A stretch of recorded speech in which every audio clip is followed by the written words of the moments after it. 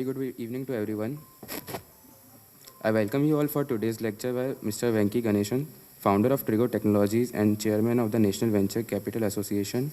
Title for today's lecture is What 42 Years in Venture Capital, $300 billion plus in value created, and being a lead investor in companies like Gilead Sciences, Hotmail, Siri, and Uber has taught Menlo about entrepreneurship and company creation. Before I start, I would like to give a brief info about Mr. Venky Ganesan. Venky joined Menlo Ventures in 2013 and focuses on investments in the consumer and enterprise sectors. He currently serves on the board of Avi Networks, BitSight, Breather, Dedrone, Machine Zone, OverOps, OutCounsel, and Waterline Data Sciences. He led numerous successful investments including Palo Alto Networks, Amobee, Exeros, Jajah, Sendia, Virident, and Trigo. He was recognized on the 2013, 14, and 15 Forbes Midas List. He was one of the founders of Trigo Technologies and played a critical part in building Trigo into the market leader in the product information management space.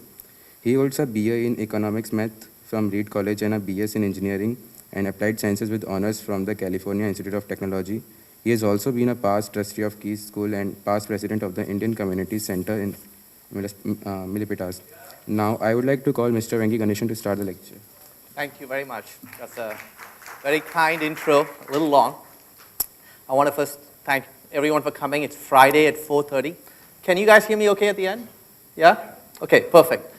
I'll try to speak fast, and I'll try to make up some time because I know we have a really interesting speaker at 5:30. And I just wanted to first say I feel really honored to be here. Every time I'm at an educational institution, I get reminded of the teachers, right? Because outside of your parents, I think teachers have the biggest ability to impact you, to excite you, to motivate you. In my case, I always remember my 7th grade math teacher, Mr. Krishnamurthy.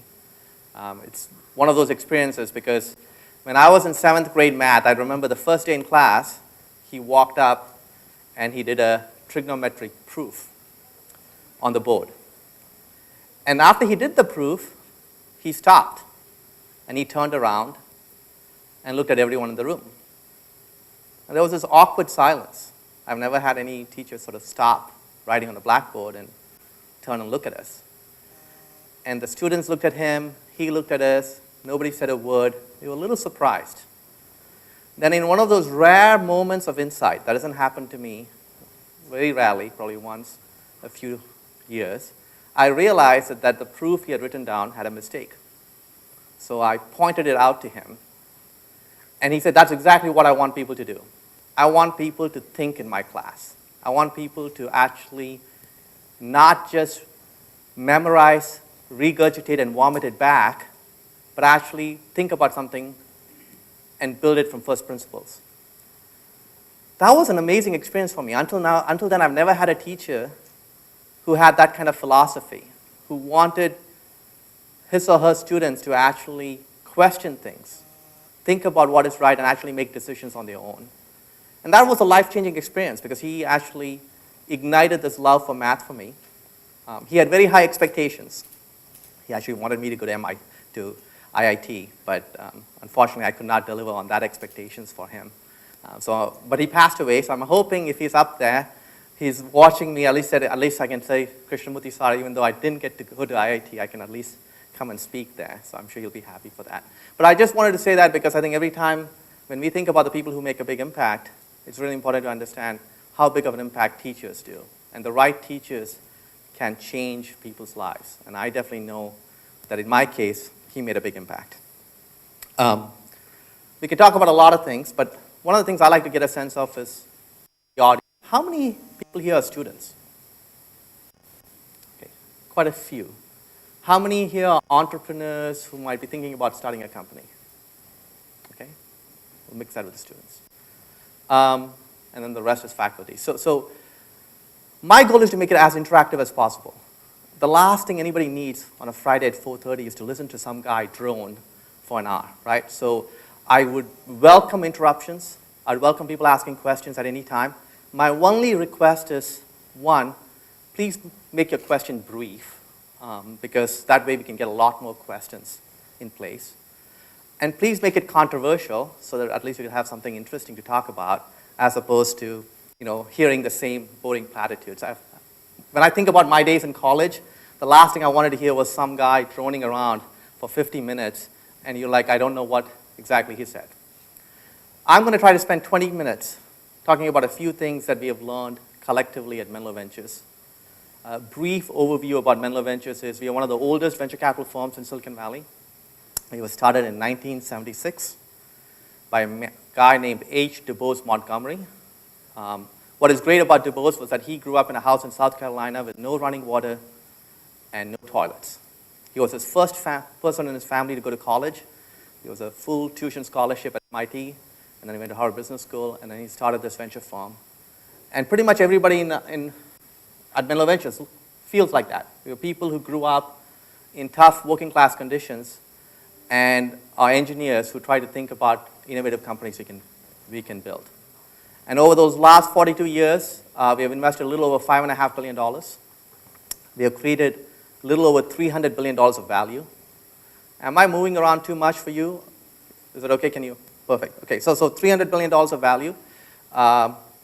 Put that in context, the largest market cap company in India is TCS. It's around 100 billion. The next two companies around are probably 95, Reliance. So I think if the top 5 companies in India, if you add it all up, would probably be around $450 billion in market cap. And so we've been very lucky. We've been lucky to back some amazing entrepreneurs. We incubated a company called Gilead Sciences in our offices, and they created the field of antivirals. When you think about flu vaccine, Tamiflu, HIV drugs, all of those were invented by Gilead. And so this is not just a very successful investment, it literally saves hundreds of thousands of lives every year. I'm going to pick some consumer companies because that's easy for people to understand. We were the largest investors in Hotmail. Hotmail is actually a company founded by Samir Bhatia, an IIT alumnus who left after his freshman year at IIT and went to Caltech. We were the largest investors, sort of created the field of web-based email. We were the largest investors in a company called Siri, which if you use an iPhone, hopefully you all do. We created the company, built it, and sold it to Apple. And then, most recently, we are the second largest investor in a company called Uber. Hopefully some of you have taken it. That's a company we invested in 2010 at a $250 million valuation, put $25 million in, owned around 10%, and we built this company to what we think is going to change transportation as we know it. So, when you think about that history, there's luck, but there's also a few things we have learned. And I particularly enjoy coming to places like IIT because I think you get a chance to talk to people who are starting their career. And so one of the things that I've tried to make lists is the top 10 list. If any of you ever watched the David Letterman show, there should be a top 10 list on the David Letterman show. And I'm going to give you a top 10 list of the things we have learned. The biggest benefit of the top 10 list is that you know where I am on the list. So if you're bored and you're checking your phone and you know that I'm on item 5, you know I've got 5 more things to go to. So this way we can keep track, we can go quickly, and remember, feel free to interrupt me at any point. So what is item number 1? Item number 1 on the list is, especially if you're early in your career, and this is hard to explain in Madras because you never get any snow, but if you've ever been in a place with snow and you realize what wet snow does, anyone know what happens to a wet snowball? A wet snowball picks up everything. So if you take a small wet snowball and you put it on top of a hill, by the time it comes down, it'll be huge. Because when a wet snowball rolls down, it picks up all the things on its way. I think a lot of, to me, when we look at people who we want to fund, that's exactly what we are looking for. We are looking for someone who might not know a lot today, who's like this wet, small snowball, but who's on this long hill, and every time, every revolution, it's picking up something.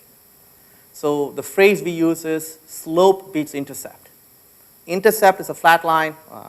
Don't need to explain slope and intercept at IIT, but I go to liberal arts colleges where you actually do need to explain slope versus intercept. But the reason why slope beats intercept is that when you pick someone who can keep growing, time is on your side because every passing day they're learning something.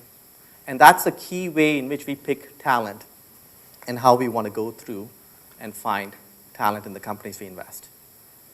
So that's the first thing that we care about. Second, learning I have learned, and this is a personal learning, but it's also something that we find at Menlo, is you're defined by the company you keep. So my personal test, when I think about people, is to say, who are the 5 people you spend the most amount of time with? Outside of your family members, who are the 5 people you spend the most amount of time with? Because you know what? We are all engineered from an evolution standpoint to be social animals. You can't be where you are today without being social animals. And so we get influenced by the people we are. And we become the average of the 5 people we spend the most amount of time with. And so when you're early in your career, you want to really pick and choose who are the 5 people you're going to spend the most amount of time with, because they're going to influence you, and you're going to influence them. And hopefully, you are the dumbest of the 5 people, because then you get all the benefit of everyone else. But usually, you just end up being the average. And so that, to me, is a very good way of thinking about, the company you keep. So that's number 2.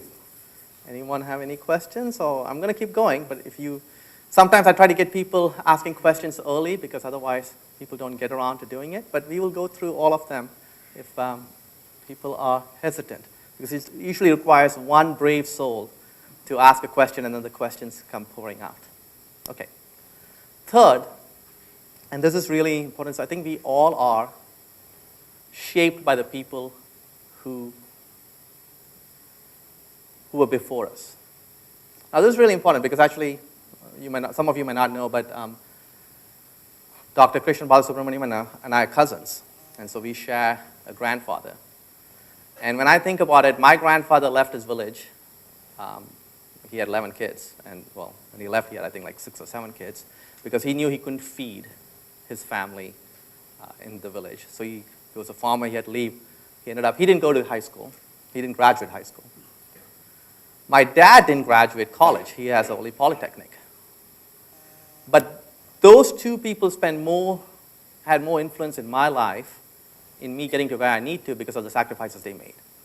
And so when you think about where you are today, you have to think about also the people who helped you get there.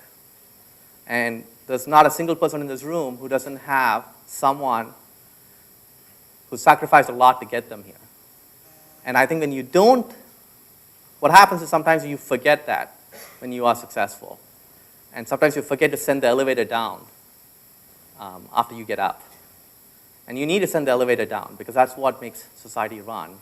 And you send the elevator down so that the other people can come up, because that's how you pay back to the people who helped you get here. And I look for that trait in someone, because it's easy to always associate the success we have with ourselves, because we work really hard. But the reality is there's a lot of luck involved. There's a lot of luck involved in venture capital. And there's a lot of luck involved in the companies we back. And if you don't recognize that there are other things that influence and that shape your success, and you're willing to recognize that, then you are over-indexing on your own influence on these actions. Okay, so those are 3 things that I think I look for. So I'll keep going, and I'll wait for some brave soul to put their hand up and stop me and ask questions. Number 4 is impossible is a word coined by people because someone has not done it. People use the word impossible all the time because they just don't know someone who has done it. And my favorite example of that is Roger Bannister. Anyone know who Roger Bannister is? Yeah, he's not a marathon runner, but he broke the 4-minute mile. He was actually a doctor in London, and he broke the 4-minute mile. Until he broke the 4-minute mile, nobody in the history of mankind has ever broken a 4-minute mile. In fact, there were physicians who said it's physically impossible for human beings to run that fast. They said it's not possible. You couldn't run that fast. Your body could not handle it. So he broke the 4-minute mile.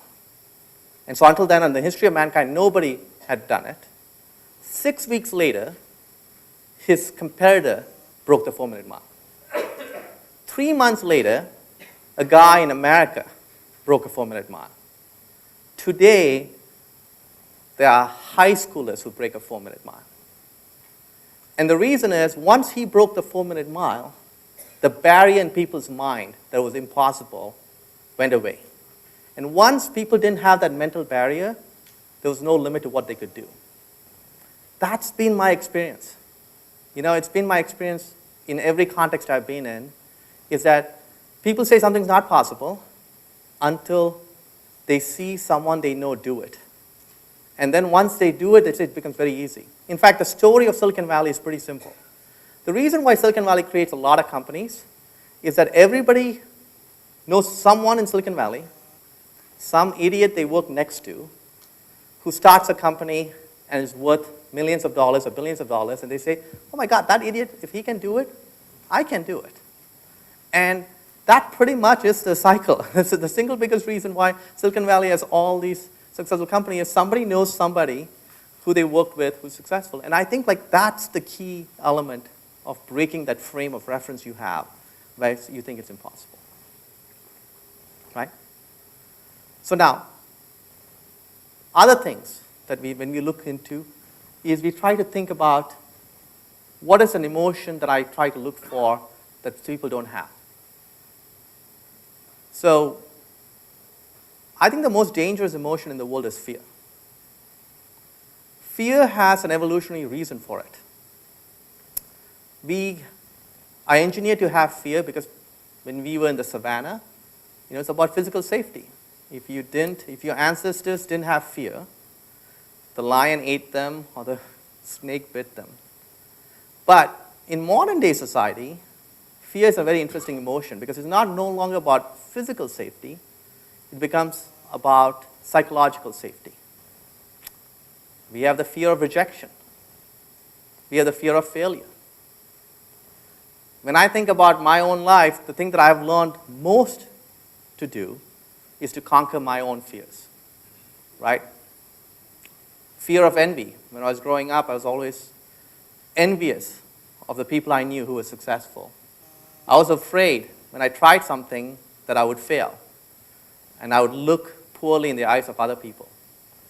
And I have found that if you can conquer the fear of your sense of fear, there's no limit to what you can do. If you can somehow put that away, it's within all of us, and I get it all the time, but it's like, my fear of insecurity. Am I good enough? My fear of failure, my fear that I might disappoint someone else. And I have learned over time to control that fear and let it sit and not be a prisoner to that fear. And I find a lot of people opt out of a lot of things. A lot of people opt out of asking a question because they're afraid of the fear. There's someone out there who's got a hand up. Okay.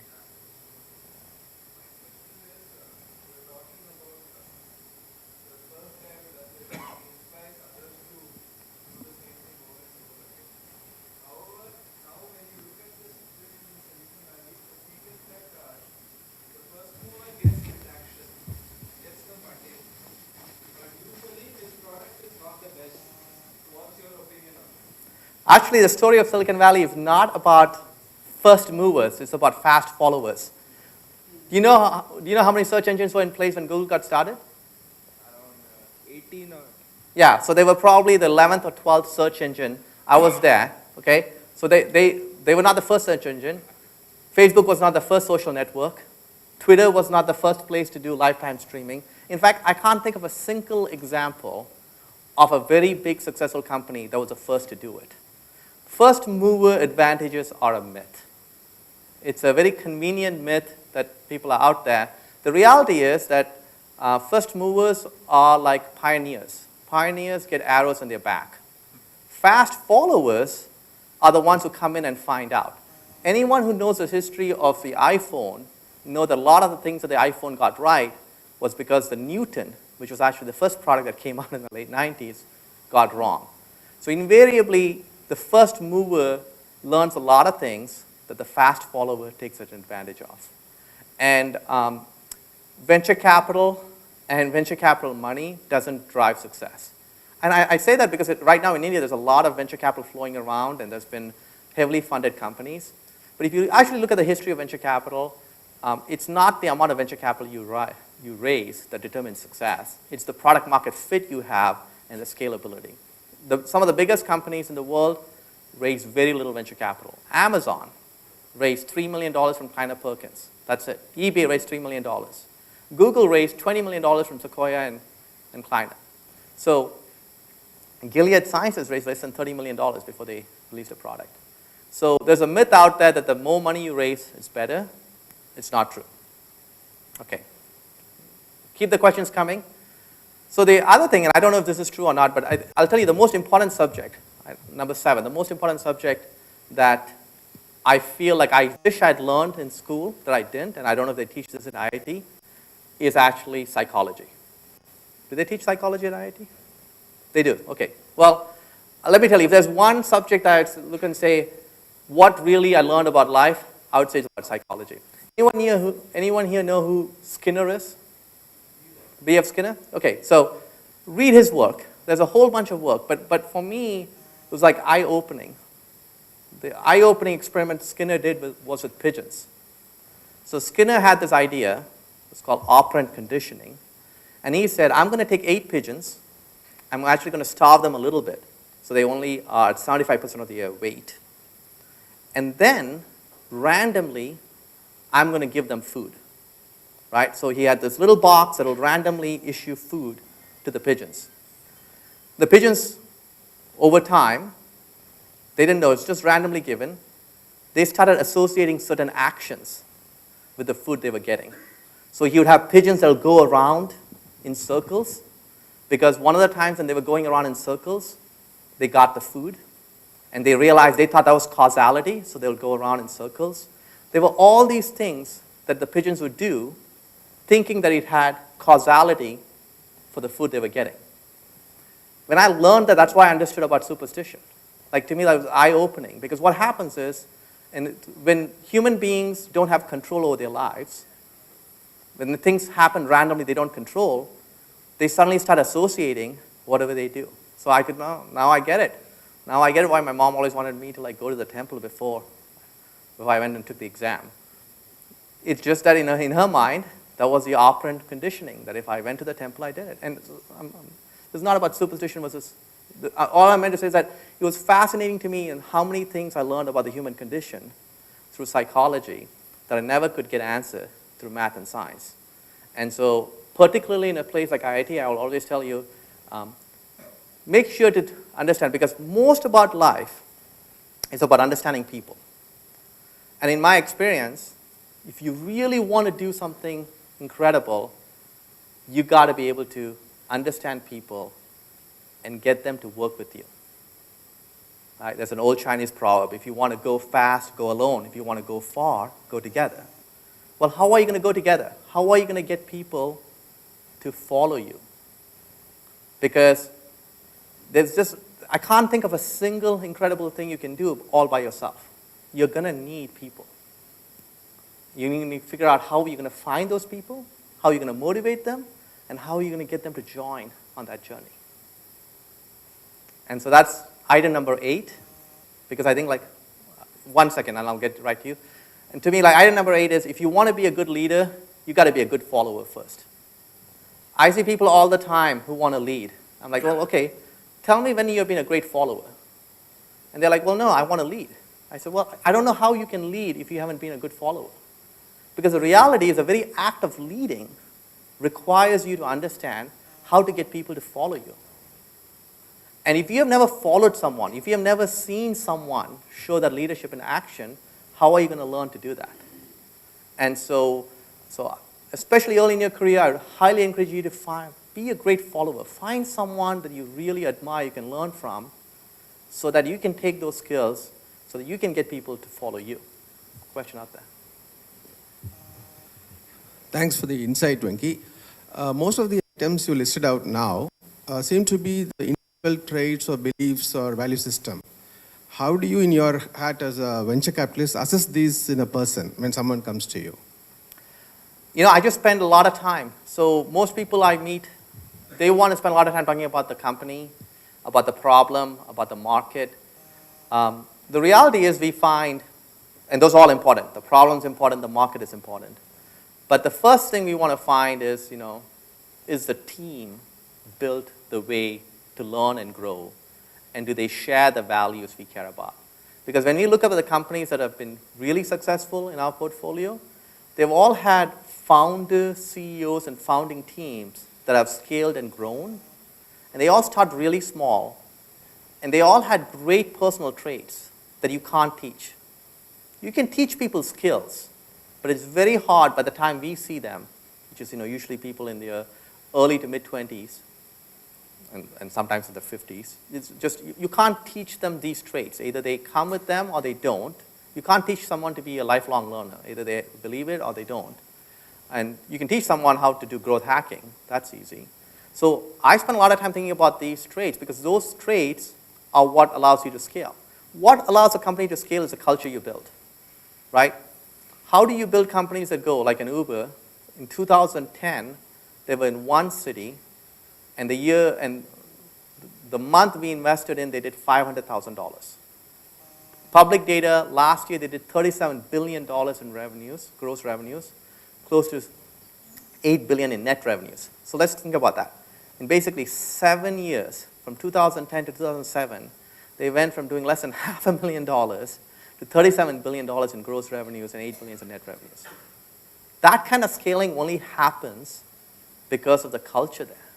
Because you don't have time to go and teach everybody what to do. It's either everybody in the company buys into this notion, buys into scaling, and culture is how you get things going at the edge. So I spend a lot of time thinking about what is the culture going to be.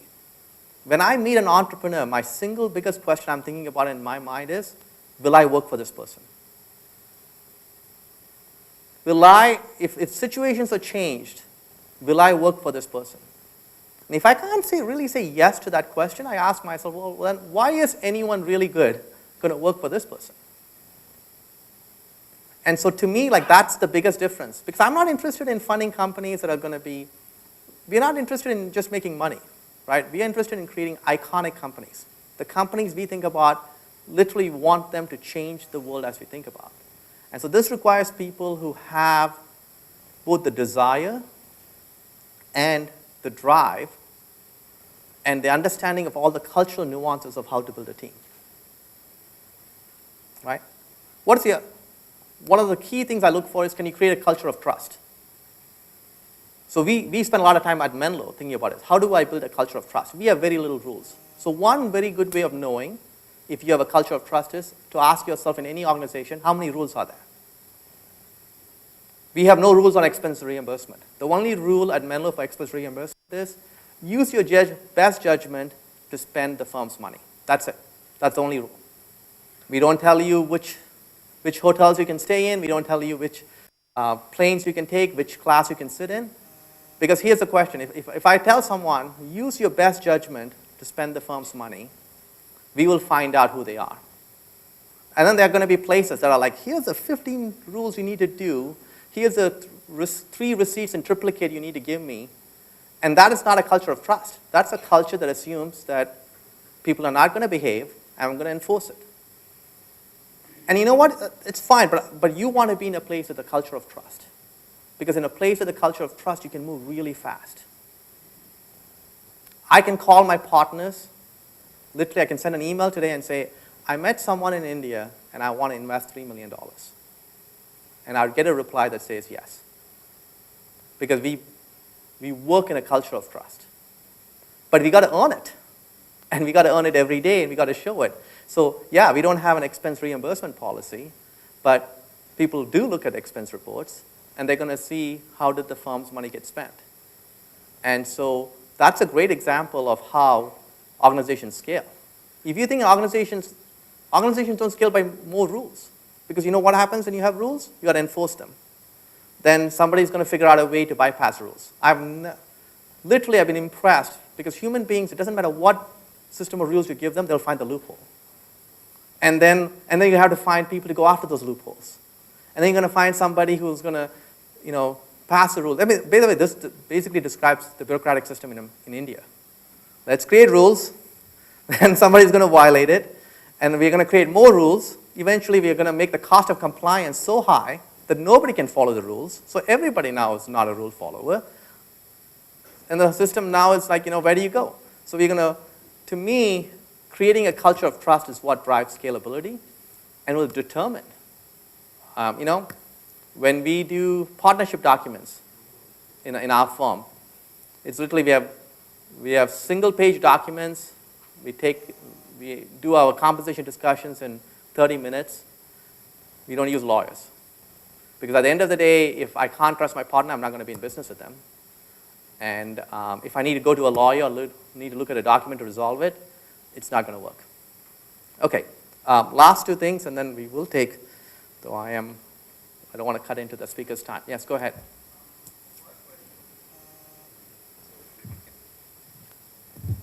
So the second mover advantage is well established. The first mover faces challenges, as you said, arrows in the back, failure and stuff. And as you said, the path gets easier for the second movers because people already start believing by seeing a success of the first mover. So the first mover actually has to spend a lot of energy in convincing people.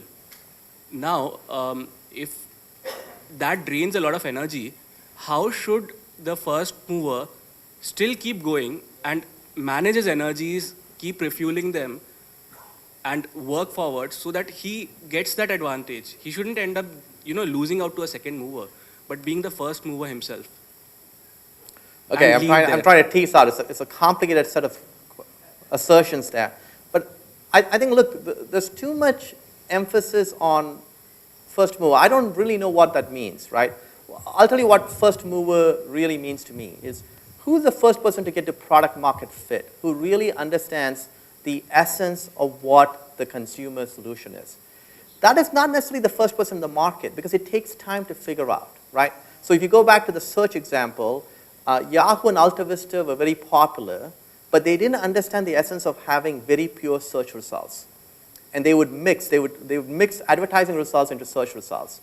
And Google understood that the most important things that matter was to offer the best search result to the user, regardless of its economic value, and to do it really fast. Now, maybe people are smart enough to figure that out right away, but my experience is you just don't know. You have to be in the market and you got to find out. And so what people think about first movers, who's the first person to raise money? Or who's the first person to come out with a particular product or service? I think about it as who's the first person to really achieve product market fit, who understand the essence. In that case, the first mover has a huge advantage if you get to that. So it's not first to market, it's first to product market fit and understanding the essence. So in that case also, convincing people will be an effort, right? Yes, so convincing, are you saying for the first mover to convince the second mover or for the second mover to? No, to get first mover to get buy-in. Right. So because if you need to create a team and you need to lead people, right. It means you need to, first of all, setting up culture and all those things are really important. And you take it forwards, but getting people in is a challenge. Yeah, but I agree it's a challenge, but I know people, so how well you tell the story, how well you believe, right? I mean, if there's a country in the world that knows this is India, right? Every other day I see some guru who has got like 1,000 followers or 100,000 people in there. We are a country that knows how to follow people. And so people follow others on just a blind faith and vision. It's the same thing. The best entrepreneurs to me, they can convince people to join in. People joined Steve Jobs when he left Next to revitalize Apple on the faith that he would get there. And that's the definition of an entrepreneur who can come in and get people to follow them because they believe the entrepreneur will find the path. Okay, I'm going to wrap up very quickly because I don't want to be 10 minutes. But can I just ask one last question? Yeah. In case you want to speed it up, then I'll ask later. Go ahead. Okay, so how do we counter operant conditioning? I mean, as humans, we are also hardwired that way. Yeah. And it takes effort. So could you probably highlight a particular way or process by which you counter or your philosophy? Yeah, so I would say, like I told you, the one subject that most engineering schools don't teach and Caltech doesn't teach either is psychology. The most useful subject that places do teach is probability and statistics. And I think that, when you really understand probability and statistics, then you can start dealing with operant conditioning, because you understand, okay, so this is a conditional probability? Like, I probably learned a lot just trying to, I remember going to Vegas as I left India when I was 16, and so and I did my undergraduate then. So 17, I went to Vegas, and before going to Vegas, I studied. Basically, the first time in my life, I started getting interested in statistics and probability because I thought I could make money. And then after spending a lot of time studying, I realized there's a reason why casinos are really rich. It's because most people go there to lose money. But you understand about probability, right? I mean, you understand, okay, just because we have had so many blacks show up in in the roulette wheel, the next thing is not going to be a red, because those are independent events versus dependent events. So I find probability and statistics are the best way to think about. And so when you look at the gold standard in science, it's the double-blind placebo studies. And the reason why is that you take into account both the events that can happen and not happen and really see if there's causality. And I found that to be the most interesting lifelong skill to have. So I'll come back, and so when you talk about the last couple of things we are looking for is, to me, an entrepreneur who can come in and spend time thinking about the problem and be a missionary are the ones that we have found to be really successful. So when we think about the world, we think about them as missionaries versus mercenaries. And there are some people who are great mercenaries who can come in and tell you how they're going to make money, how quickly they can do it, where they are. They know every element of what it means, but they don't really have passion for the problem they're going to solve. They don't ultimately care if the problem is solved. What they're really focused on is how do I make and extract the most amount of money from consumers. And there are some people who can build pretty good businesses that way, but we don't find those are the long-standing ones. I'll give you an example. Amazon makes a decision all the time. And when they make decisions around pricing, around what products they do, they always visually imagine the customer sitting in the room. And they ask this question, what will the customer feel when we make this decision? And I don't know about Amazon in India, but if you use the Amazon products in America, the experience you always have is the company is not going to screw you. They're not trying to find a way. They're going to make a fair margin on you, but they're not going to do. You could buy a TV, you decide you don't like it, you want to ship it back to Amazon, Amazon will take it back. And so when you have that wide in your DNA, that kind of brand trust, that's incredible. Because as a consumer, you just associate. I used to do price comparison shopping. I don't even bother doing it anymore because I know Amazon's going to have the cheapest price. Because they do it. They check it all the time. They have a whole bunch of people doing it. It's because they built it into their DNA that they're going to build a service that's going to work. And so, to me, that's a missionary. And there might be mercenaries who might actually make a lot of money in the short run. But if you want to build a business over the long run, you need to be a missionary.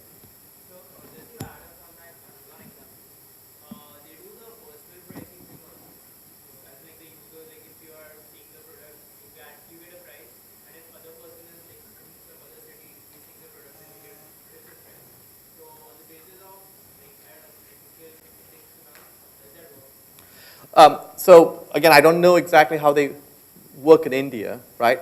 But Bezos has talked about this, and they actually have said that they don't make individual pricing decisions based on an individual, so that if there were Venky A and Venky B in Menlo Park, California, they'll get different prices. But they do make pricing decisions based on your location and where you are. So there'd be, if everyone in a particular area might get a different price than not.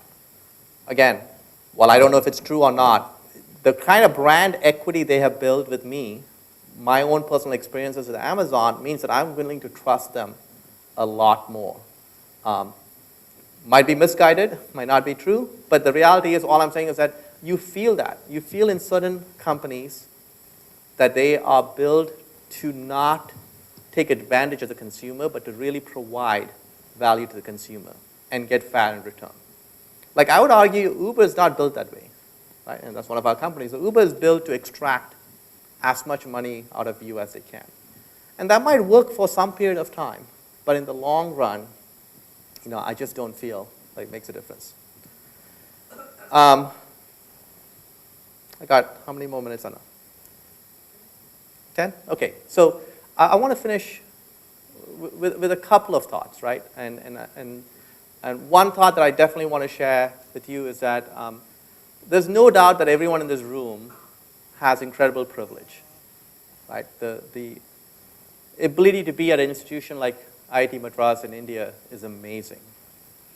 And the privilege that gives you and the doors it opens is pretty amazing. But in my experience, that kind of privilege can either be a ladder or a prison. And I have seen people make it into both. Some people look at it as a ladder where they would climb the steps and go on to do amazing things. Other people feel like it's a prison because it traps them from doing it and trying, because they feel like they have all this pressure on themselves, because now that they've been at IIT Madras, they're expected to do things, and that makes them less wary to take risks. And it's really interesting to me how the world divides into both. And I don't have a lot of experience at IIT Madras, but we do a lot of work with people out of Harvard and Stanford. And it literally divides that way. There are some people who look at that and say, I've been open all these doors, I'm going to try and do really risky things or really hard things that might have a high chance of failure, but if it works out, it's going to be amazing. Or I'm going to take the safe route. And the safe route might be at Harvard is go to McKinsey, go to Harvard Business School, and then be an investment banker or a hedge fund manager. Maybe here it's like go to IIT, then go to IIM, work for Tata's or Reliance.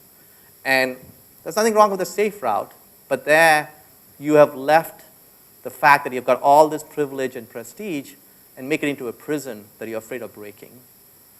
And what I'll tell you is, if you can think of it as a ladder that will open up doors and do something really hard that might have a high chance of failure, but if it's successful, could change the world, you should take that.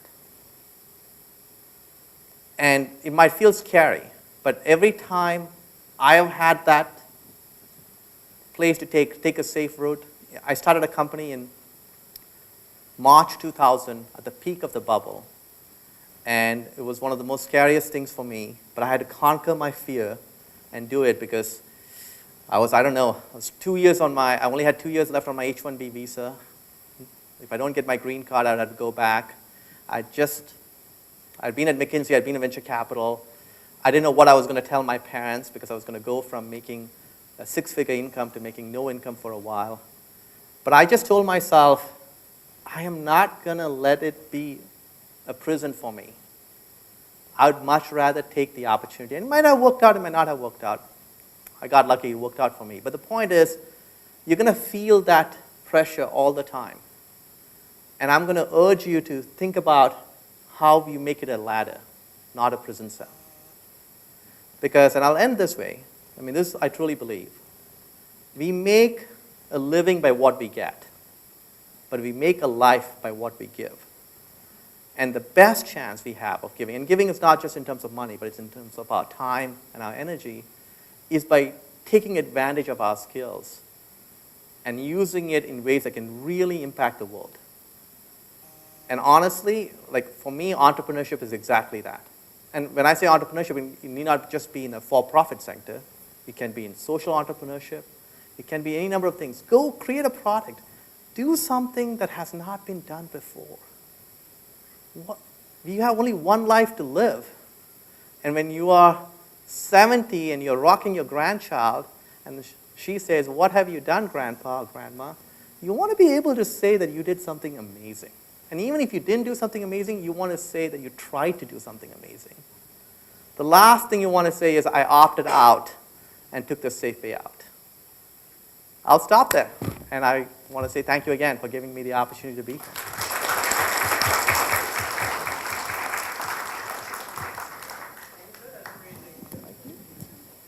I request Dean ICSR Professor Krishna Balasubramaniam to hand over the token of gratitude to the speaker.